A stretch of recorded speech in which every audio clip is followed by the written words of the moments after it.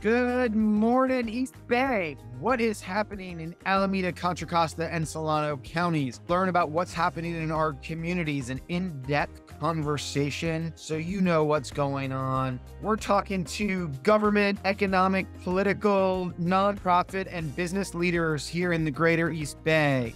I'm Jared Asch, the host of the Capstone Conversation. Welcome to today's episode of the Capstone Conversation. Today, we are going to visit the town of Orinda in Contra Costa County.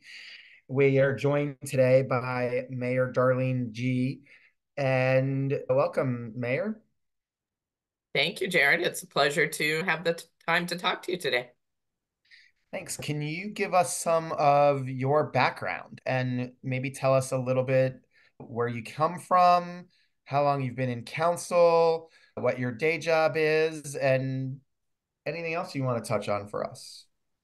All right. Well, I'm a native Midwesterner. I grew up in Illinois, but I've lived in the Bay Area since 1980, and I've lived in Orinda since 1989. Raised my family here, so very long-term resident, planning to stay.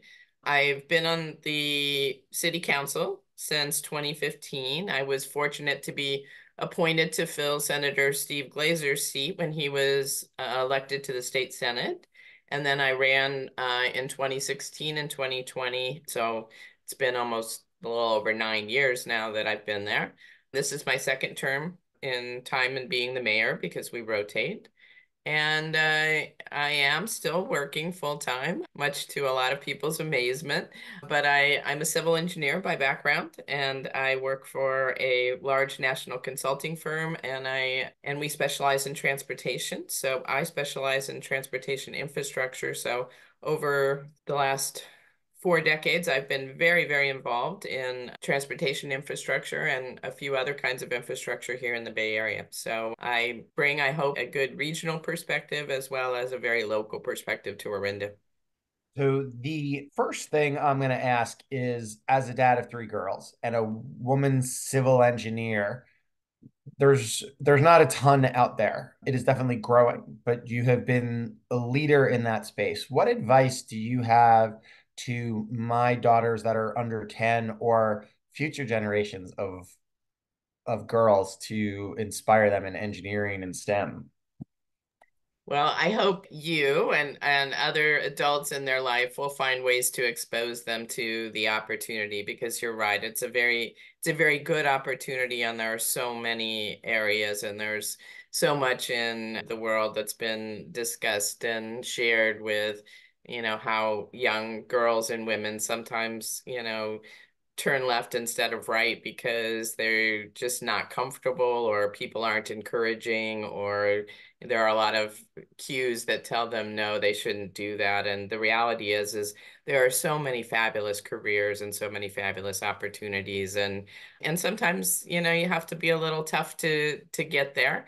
When I was in engineering school, I was one of 6 women in a class of 600 civil engineers that year in our college class. So, you have to be a little brave, but it pays off. And I've had a very rewarding career, and I do my very best to encourage young women all the time to try. And it's important. It's very, very important to have a lot of different perspectives in the industry.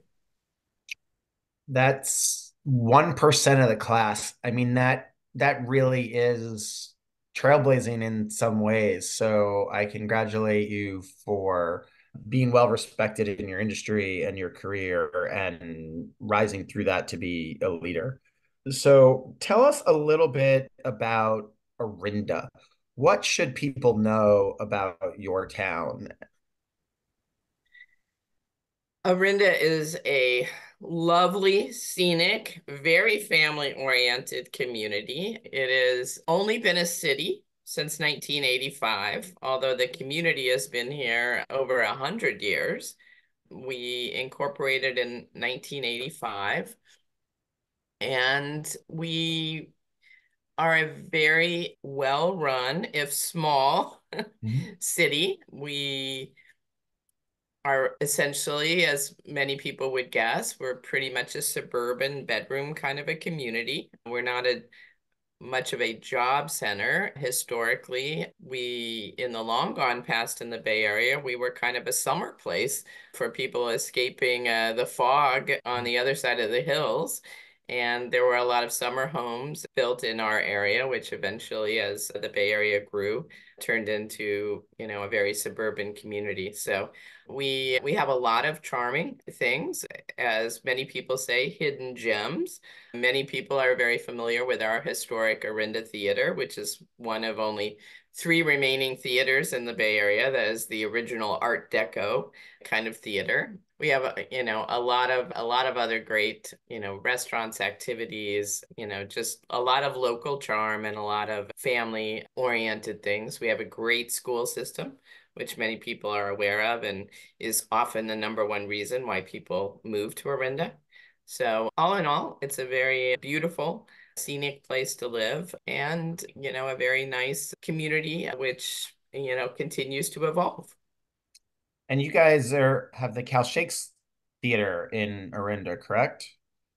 Yes, we do. And it's another one of our sort of hidden gems. And it's sort of reinventing itself, would be a good way to put it. Obviously, the pandemic was a hard hit to many things like theater and arts and social events, but Cal Shakes is busy, reinventing themselves with a much broader array of entertainment than they had once upon a time. And I think it's going to continue to evolve into a lovely place. It's, if people haven't been there, it's one of the most beautiful places you can be on a nice summer evening outside in a gorgeous setting, to watch either a fabulous play or some kind of music, or it's just a lovely setting. Great.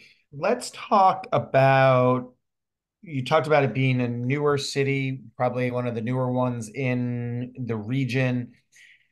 And within that council, you guys have had a lot of turnover recently. A lot of veterans of the council had retired in 2022, and you had 3 out of 5 new seats filled. How has that been? I've met them all. They are all really nice people, very smart, but 3 new council members, getting them up to speed. What has that sort of process been to bring them up to speed, mentor them, and what kind of new perspectives have they brought?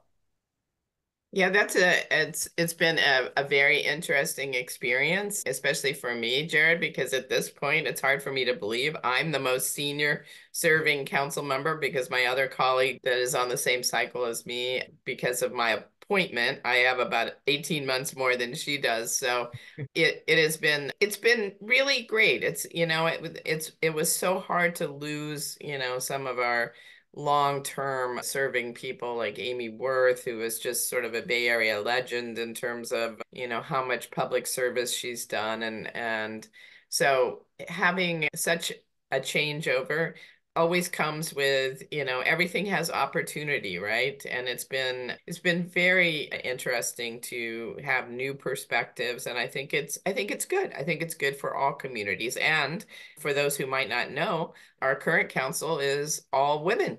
So that's been a big change as well. And we also have our first person of color on our council, which is fabulous. Again, it's a reflection, I think, of the changing demographics and inclusion of our community. And so it's been a great experience. And I think the most valuable part is to have new people that ask questions, that have really intelligent, inquiring minds. And in the process of asking questions, it's really good to revisit things, because sometimes people get stuck in a long thinking process of, oh, this is the way it's been, this is the way it's always been done, this is the way we always do it. And sometimes it's really good to have people really step up and say, well, why? And sort of rethink things. So I think the fresh perspective is absolutely really good for the community, and it's been fun. Is there any other town that you could think of in the area that has 5 out of 5 women? Yes, I believe so, because I've been working on a project with the League of California Cities. Right now, I believe Piedmont has an all-woman council. I believe the city of West Sacramento has an all-woman council, and I believe the city of San Luis Obispo has an all-woman council.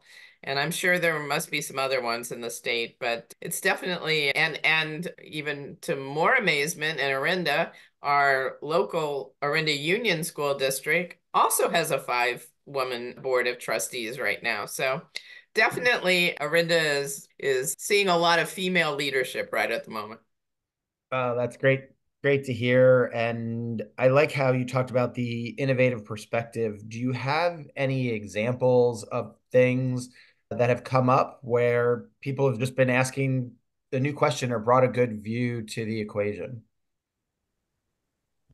No pressure. Oh, I'm trying to that's recall that memory.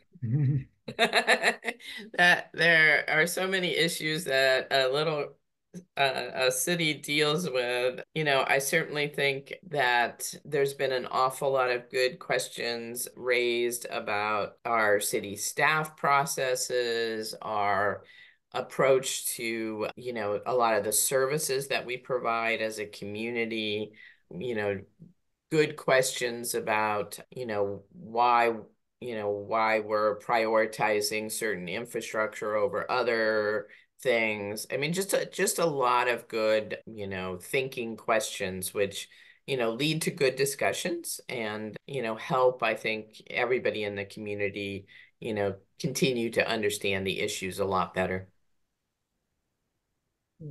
That makes sense. And I serve as chair of the Walnut Creek Transportation Commission, and we get to make recommendations for developer funds into the city, the TIF funds for years ahead and prioritizing projects. And we recommend it to the city council, who's the ultimate decision. But part of it is like, hey, things have happened and we got to reprioritize, right? Post COVID, transportation world, more people biking, more people moving into apartments in Walnut Creek have all affected like how every couple of years we look at those priorities. So it's probably good to continue to have people ask those questions.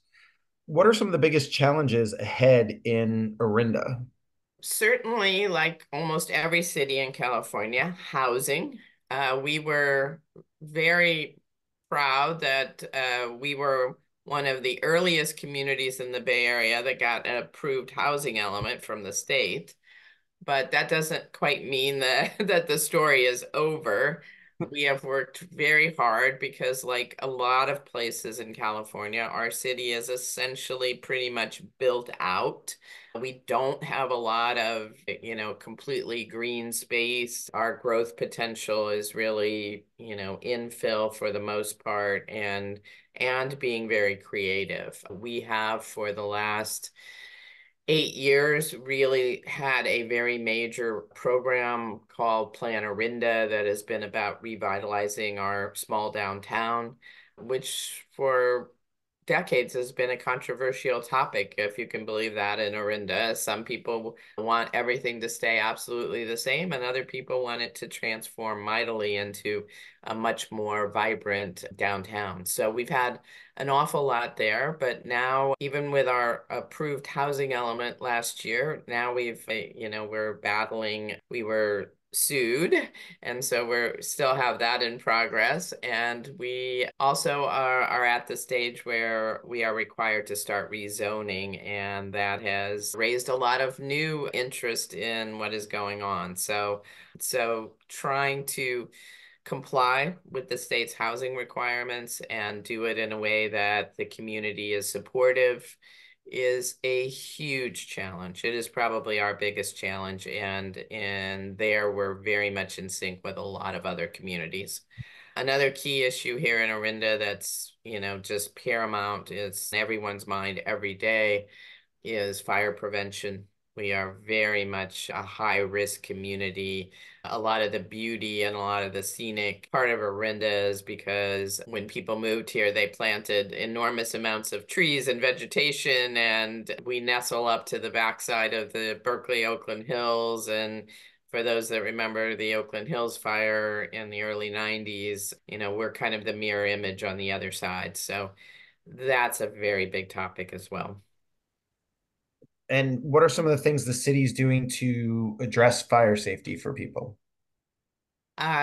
One very important thing that we did, Jared, was in 2020, we were able to get the community to pass an additional local sales tax, which has provided monies both for more fire prevention activities as well as to continue to support our infrastructure.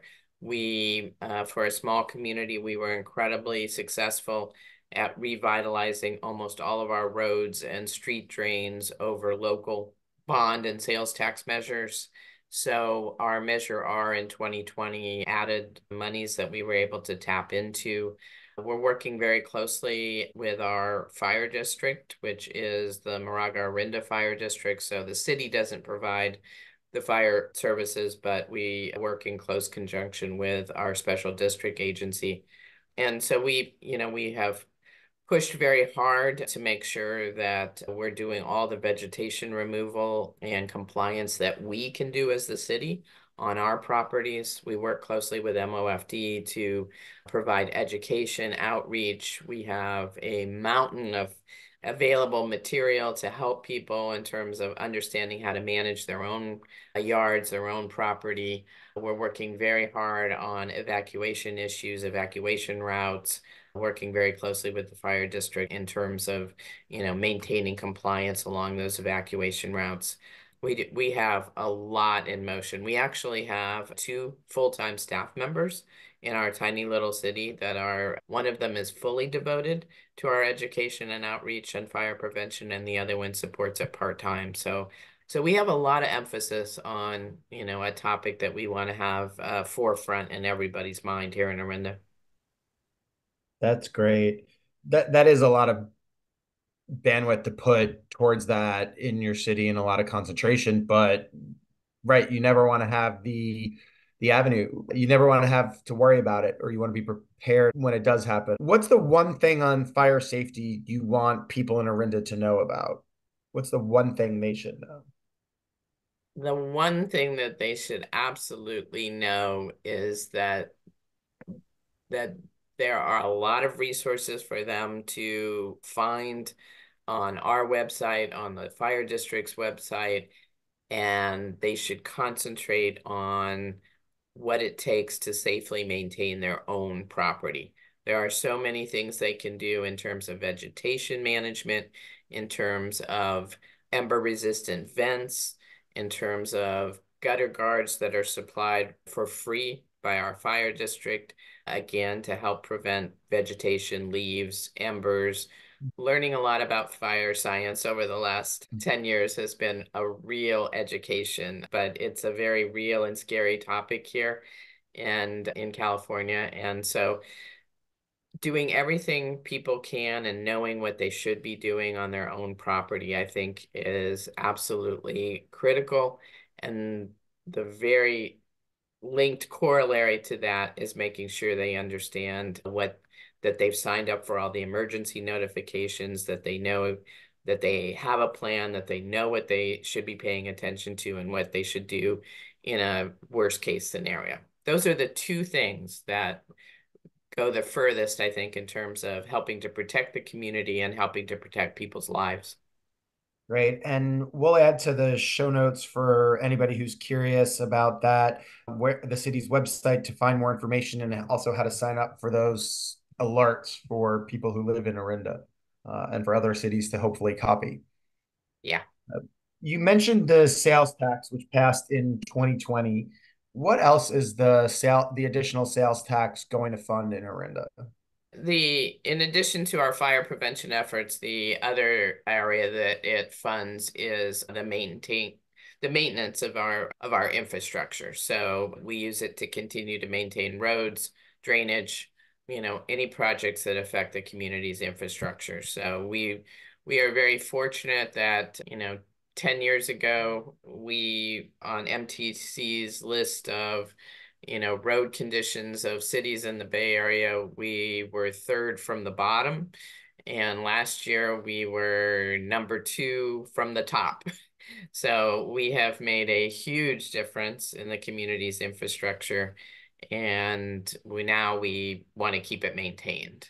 And we continue, like all places in the Bay Area, everything is just about at that age where it needs to be replaced. It's like anything.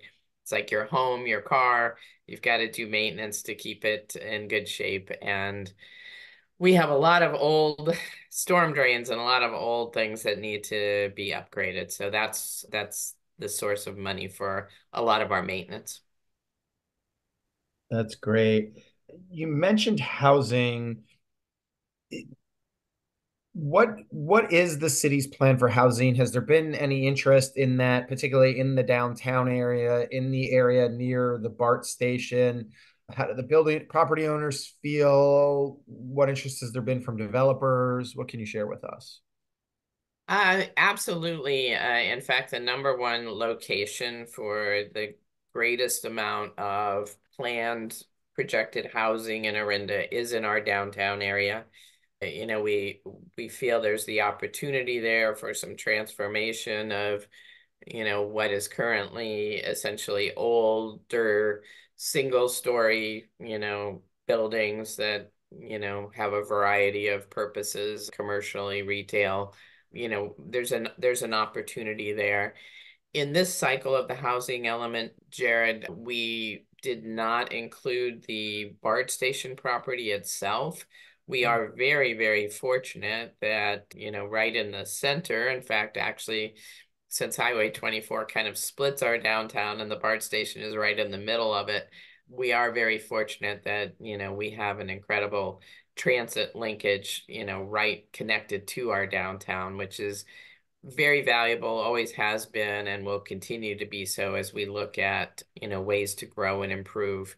But we have, our current plan shows a lot of opportunity for development in downtown Orinda for including housing. And then we have started conversations. We were fortunate to receive an MTC grant to begin studying the BART station. Our BART station is particularly complicated because it actually is on property that is owned by Caltrans because it's in the state highway median. And BART actually has a lease on the property. They do not own it.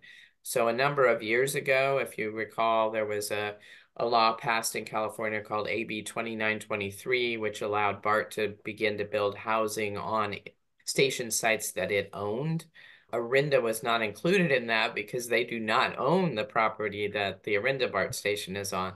So there are some extra complications, but there is definitely a very good long-term opportunity at our BART station and connected with our downtown that, we hope to see developed in a good way. I think the key for Orinda, I think what people would really like to see if we got the perfect outcome, Jared, is we would love to see revitalization that included housing, new opportunities for commercial and retail that also fit into the community, right? I think the number one thing that people hope won't happen is we don't want to see, true high-rise buildings in what is a very, small and generally semi-rural looking community. And, so the trade-offs of trying to achieve housing and vibrancy with, trying to maintain a look and feel that people are comfortable with it's a huge challenge. And so far we have nothing that's actually in progress. We're in the process right now of finishing our objective design standards for downtown and our rezoning. But ultimately, depending on where the economic climate goes, I think it's pretty easy to see that we would be a location that, development would be interested in. Yeah, and that's interesting to learn about the ownership of the BART tracks and the parking lots because if you look at the towns in the stop after you, the Walnut Creek stop, the Pleasant Hill stop, the Concord stop, they have all had massive development right on their parking lots where apartment buildings, condos have gone up with retail coffee shops in them. Yeah. So it will be interesting to see what evolves over time. We actually and some of the thoughts, and certainly something I would hope for in the long term is that, the right kind of project built in the BART station area, would also help connect our two pieces of downtown together better. Because, literally right now we have downtown and commercial things on both sides of Highway 24 with the BART station right in between. So again, there's the opportunity there to hope that in the end, there's a feel of a little bit more continuity with the right development. Yeah, interesting. So now I want to look at a bigger picture on your professional background with regional transportation infrastructure. I have actually gotten to know you a little bit through the Bay Area Council, where you serve as co-chair of the Bay Area Council's Transportation Task Force. Let's solve every regional transportation problem right now through that civil engineering's perspective. So we all know what the problems are. There's a lot of people, little room to go. COVID threw us all through a loop. But what do you see from just your perspective as one or two of the bigger challenges, and what can be done to, or what's being discussed to look at these problems? I know Yeah, that's a I think broad question, so just Well, I think unless you haven't left your house recently, most people in the Bay Area realize that our traffic and our highway traffic is back to being as bad as pre-pandemic levels. And data is actually showing in a couple of places it's actually worse than the traffic was before COVID. So clearly people are again, needing mobility, and primarily because of COVID and so many changes in how people are working, the traffic is as miserable as ever. So, and as we all know, here in the Bay Area, our public transit systems, whether it's BART, Caltrain, VTA, SFMTA, all the transit systems are operating currently at below, their pandemic ridership. So, without a doubt, and there are a lot of things that people talk about relative to our transit systems, and many things people are concerned about. But without a doubt, providing better, safer, secure, connected transit throughout the Bay Area is just going to be critical to the long term. There are a lot of different thoughts about how do you do that? Should you consolidate all the various transit agencies? There have been a lot of, BART has made a lot of improvements over the last year. People may not see them yet if they haven't really tried to take BART again, but there has to be everything done possible to make transit attractive again, to make it accommodate people's sort of new lifestyles. And I think there's been a lot of discussion about that, because in some places the ridership on transit is much higher on the weekends, and for sporting events, other events that are going on, than it is for what was historically a go to work and come home kind of commute activity. So we can't live with a high quality of life in the Bay Area without good transit. So there has to be solutions to that. Absolutely. And then I think that after that, I still think there's an awful lot going on in the technology world, right? And when I say technology, I mean relative to transportation, that, more managed lanes, more things that, automated vehicles. I do think over time we will see, things there that will continue to improve people's lives. And again, it'll be interesting how it all comes together, but I think that's not an area to be ignored for the long haul in terms of trying to solve people's mobility challenges. So there's an awful lot that's going on, and there's always more need than there is money. As you're well aware, the Bay Area is struggling with trying to think about a new regional measure. I don't know that the temperature right now of the voters in the Bay Area is really feeling it. But I think, over time, there's going to have to be improvements because mobility is just one of the very basics, that people need in their life, whether it's for work or fun or family or whatever it is, people have to get places. And, right now, I think in a lot of respects, we're kind of back to a really unhappy environment in the Bay Area in that regard. Most of us that are out driving around are finding ourselves in pretty ugly traffic. Yeah, and I was just in Florida where I finished high school. We were visiting my parents down there, and it's been a long time since I've driven down there and got turned around and ended up on a side road instead of the interstate. And I went in between, I just said, oh, well, I'll go this way. I know where I am on the street. It was a straight lane for through four towns, and I probably went through the equivalent of 40 or 50 traffic lights. But I hit all but two of them as a green once I got into like the sync of it. And I moved through those couple of towns fairly quickly at an average speed of probably 45 miles an hour. And it just flowed so much better because they were taking people off the roads into the housing developments, turn lanes into the shopping centers. And I hate to compare anything in Florida to California. I clearly live here. I think it's superior of a state, but that was an advantage at that moment, right? It just flowed together. I wasn't sitting traffic light after traffic light at 8 miles an hour waiting for everybody else. So something I noticed around that. Yeah, it is noticeable in other areas. So yes, we have a lot to figure out here in the Bay Area. I agree with you. I've lived here for decades, and it's a place with so many wonderful advantages, but mobility is a challenge. And I think the other thing, Jared, that has to happen is, and this has kind of been lost, people forget so quickly, but before the pandemic, transportation was a very high priority to many of the politicians at every level in the Bay Area. In today's polling, transportation often isn't even in the top 10.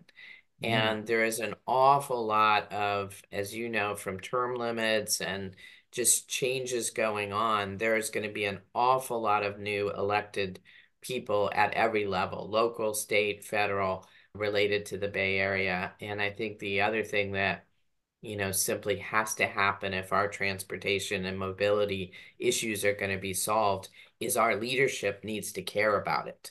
So between, the voters and the leadership, there has to be a resurgence of priority for transportation because right now it's at the lowest I've ever seen it in terms of polling. That's interesting. That was something new I learned today. So, and if people want specifics on transportation, you can go back to one of the earlier episodes I had with Tim Hale from CCTA, and we'll have other regional transportation experts on and more specific transportation episodes coming up. So, thank you for that. Anything I didn't ask you yet today that you wanted to share? Definitely come visit Orinda. Enjoy our theater and enjoy our park, our Cal Shakes opportunities. It's a lovely setting. It's a good place to spend some of your summer. On Thursday nights, we have food trucks in our next to our community center and park, and we have a very nice venue for a very enjoyable time. So do come visit us. Like I said earlier, there's a lot of hidden gems and we're very proud of it. And I really want to thank you today. I've enjoyed the conversation and appreciate your interest. All right. Thank you for being here. Jared Gee from Orinda. Thanks for joining me today. Wait, don't leave yet. Hit subscribe. Make sure you get the weekly updates. We have a new episode every Wednesday for stuff happening in the East Bay. In the meantime, follow me on LinkedIn, Jared Asch, or check out our firm where we have a weekly newsletter and blog at Capstone Government Affairs on LinkedIn. Thanks for joining us today on the Capstone Conversation.